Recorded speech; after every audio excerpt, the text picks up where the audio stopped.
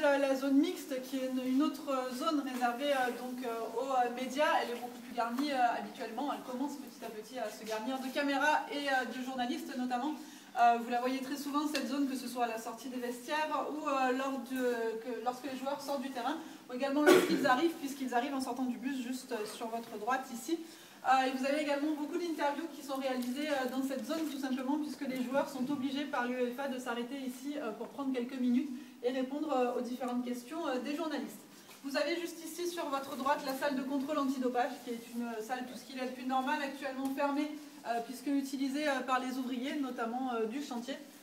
Salle tout ce qui est plus normal, si ce n'est qu'elle a une particularité d'avoir de la moquette blanche posée au sol, puisque ce devait être la loge de Madonna pour le concert qui n'a malheureusement pas eu lieu en 2009. Donc, et, comme toute grande star, elle avait fait une demande un petit peu particulière.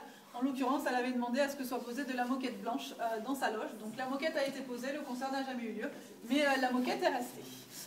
Donc derrière moi, vous avez le fameux tunnel d'entrée sur la pelouse, donc emprunté par les Marseillais et leurs adversaires, où justement les Marseillais mettent réellement la pression sur l'équipe adverse avec certains gestes ou certains regards.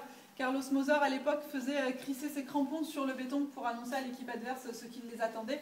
Vous avez également quelques bagarres qui ont lieu dans ce tunnel, notamment entre Marcelo Gallardo, joueur de Monaco, et Christophe Galtier, qui lors d'un Marseille-Monaco en 2000 à la mi-temps s'était un petit peu battu dans ce tunnel. Quand on est dans le stade et que le match met quelques instants à reprendre, ça met encore un petit peu plus de mystère à ce qui se passe réellement dans ce tunnel et à quoi il ressemble. C'est l'heure de la deuxième petite consigne que je vous demanderai encore plus de respecter. Vous avez été disciplinés dans les vestiaires, donc il n'y a pas de raison que ce ne soit pas le cas ici. Jour de match oblige, pelouse à garder dans le meilleur état possible et tout le reste. Je vous demanderai donc en pénétrant sur la pelouse de bien rester sur votre droite, sur la partie synthétique, et de ne surtout pas ni marcher, ni vous allonger, ni courir, ni faire quoi que ce soit sur la pelouse naturelle. D'autant plus que les marquages ont été faits pour ce soir, donc elle est fin prête. Elle a pris un petit peu cher après le dernier match contre Lorient. Vous pourrez le voir, certaines zones sont plus claires que les autres. On a réussi à la ravoir quand même, donc ce serait dommage de faire d'autres dégâts d'ici ce soir. Donc avant de vous laisser descendre, petite ambiance quand même, sinon c'est pas drôle, pour que vous croyez réellement ce soir à 21 h quand les joueurs pénétreront sur la pelouse.